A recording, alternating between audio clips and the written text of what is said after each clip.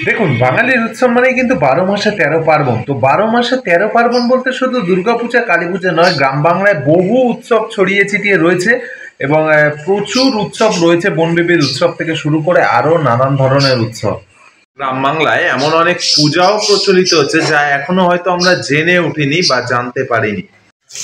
ঠিক এমনই এক পূজা, এমনই এক উৎসব, গ্রাম বাংলায় লুকিয়ে থাকা বহু এক বিখ্যাত উৎসব, বিখ্যাত পূজা আমি আজকের আপনাদের এই ভিডিওতে দেখাতে চলেছি। চলুন সঙ্গে থাকুন, দেখতে থাকুন।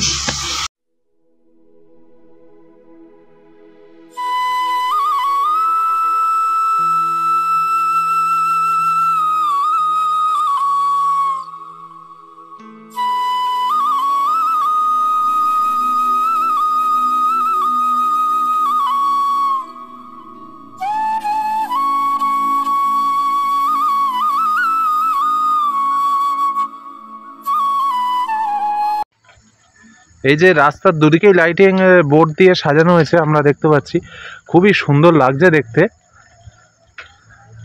শর্ট ভিডিও করার ইচ্ছা ছিল কিন্তু আপাতত দাঁড়াচ্ছি না, আমি এগিয়ে যাচ্ছি। পরপর প্রচুর লাইটিং এর বোর্ড দিয়েছে এখানে তাজপুরের গ্রামবাসী, খুব সুন্দর সুন্দর, ব্যাপক দেখতে লাগছে। এই সাইডেও রাস্তার বাঁ দিক ডান দিক যেদিকেই তাকাচ্ছি আমি লাইটিং এর বোর্ড দেখতে পাচ্ছি।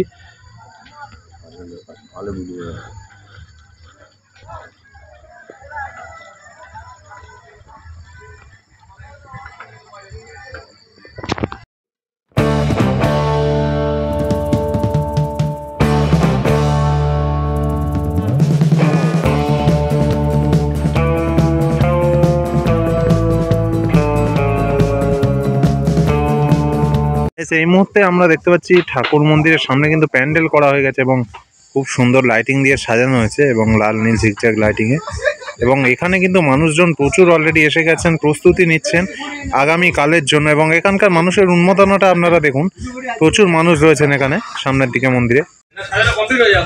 হ্যাঁ ঠাকুরের, আচ্ছা ঠিক।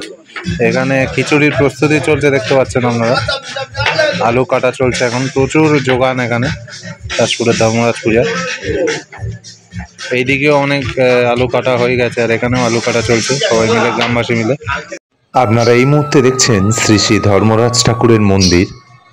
মন্দিরটি কিভাবে সাজানো চলছে পূজার ঠিক আগের দিন লাইটিং এ ইতিমধ্যেই সেজে উঠেছে।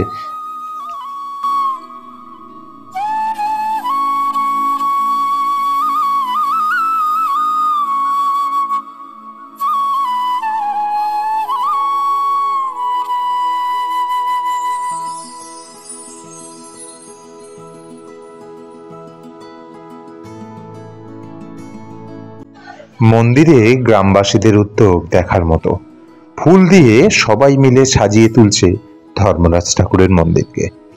এত অপূর্ব সুন্দর দেখতে লাগছে যা আপনি নিজের চোখের সামনে না দেখলে বিশ্বাস করবেন না।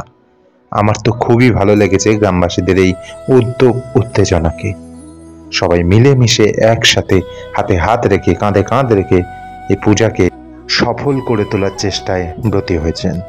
চলুন, অনেক তো মন্দির দর্শন হলো, একটু মন্দিরের ইতিহাস আর রীতি কথা জেনে আসি এই পূজার। এই মুহূর্তে আমরা তাজপুর ধর্ম ঠাকুরতলার ধর্মরাজ ঠাকুরের পূজার এই জায়গায় চলে এসেছি। আগামী কালই পূজা। তো দাদার নামটা একটু বলুন দাদা। তরুণ হালদার। তো দাদাকে পেয়ে গেছি, একটু মন্দিরের রীতি কথা বা মন্দিরটা কিভাবে প্রতিষ্ঠা হলো এইখানে একটু যদি কিছু বলেন। মন্দিরের রীতি কথা বলতে আমাদের গ্রামের একজন বাসিন্দা স্বর্গীয় পরাণ হালদার মহাশয়, উনি বাংলা 1372 সালে একটি মাটির মন্দির প্রতিষ্ঠা করেছিলেন।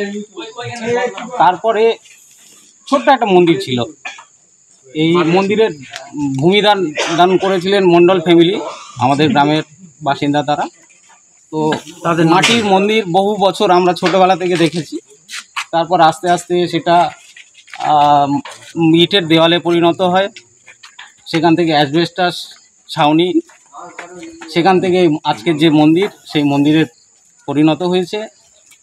আর আজকের যে পুজোর প্রস্তুতি চলছে আগামীকালের জন্য, এটা চলছে আমাদের দীর্ঘ প্রায় 25 থেকে 30 বছর ধরে।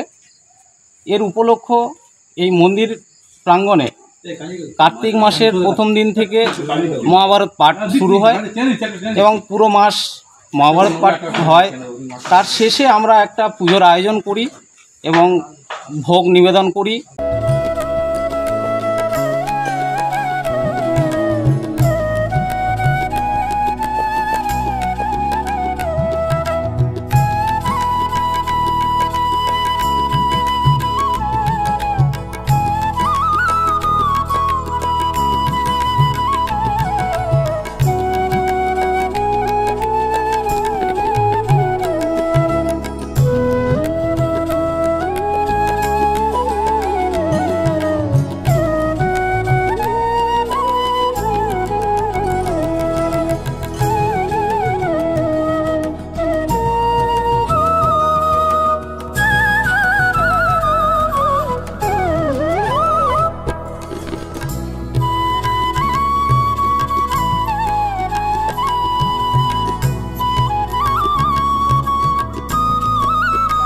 তো সেটা সংক্রান্তিতে হওয়ার একটা প্রস্তুতি থাকে, কিন্তু সময় হয়ে ওঠে না এবং প্রচুর মানুষের সমাগম হয়। তো সেই আয়োজনটা আমরা করার জন্য একটা রবিবারকে বেছে নিই।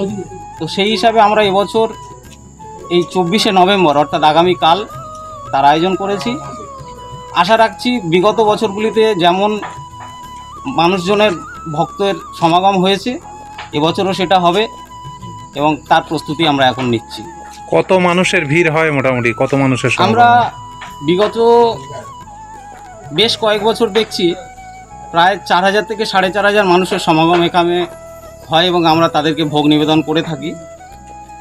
আশা রাখছি এবছর সেটাও পেরিয়ে যাব। সেটা পেরিয়ে যাওয়ার আশা রয়েছে। বাবা যে এখানে উপস্থিত, এর মাহাত্ম্য বা কিছু অলৌকিক ঘটনা আপনারা আজ অবধি দেখেছেন? অলৌকিক ঘটনা বলতে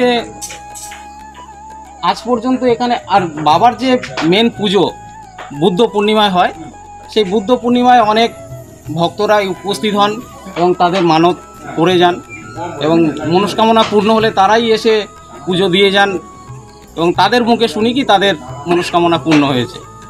এবং আমরা আমাদের গ্রামের তরফ থেকেও দেখেছি আমরা অনেক কিছু মনস্কামনা করেছি এবং আমাদের সেগুলো পূর্ণ হয়েছে এবং সেই জন্য আমরা মনে করি কি বাবার সাক্ষাৎ উপস্থিতি এখানে আছে। সেই আশা এবং সেই ভক্তিটা যে মানুষের মধ্যে ছড়িয়েছে সেটা আমরা বুঝতে পারি বছরে দুবার। একটাই আমাদের যে আগামীকালের প্রস্তুতি সেটাতে, এবং বুদ্ধ পূর্ণিমার যে বাবার ধর্মরাজের পুজো হয় সেখানেও প্রায় 500-700 লোকের সমাগম হয় ভক্তদের এবং সেই পুজোটাও খুব জাঁকজমক করে করা হয়। তো অনেক ধন্যবাদ দাদাকে। একটু যদি সবাইকে আমন্ত্রণ জানিয়ে দেন তাজপুর। হ্যাঁ, আমরা আমাদের পুজো কমিটির তরফ থেকে মথুরাপুরের আপামর জনসাধারণকে আগামীকালের জন্য আমন্ত্রণ জানাচ্ছি কি সবাই আসুন, আমাদের এই বাবার ভোগ গ্রহণ করুন এবং আপনারা আপনাদের মনস্কামনা বাবার কাছে জানিয়ে যান। ধন্যবাদ দাদা, ভালো থাকবেন, সুস্থ থাকবেন। নমস্কার। ভিডিও কেমন লাগলো জানাতে ভুলবেন না। ভালো লেগে থাকলে লাইক, কমেন্ট, শেয়ার করুন। চ্যানেলটাকে সাবস্ক্রাইব করে পাশে থাকা ঘন্টাটা বাজিয়ে দিন। সবাই আসুন, পূজা দেখুন এবং গ্রাম বাংলার এই উৎসব, এই পূজাকে ছড়িয়ে দিন।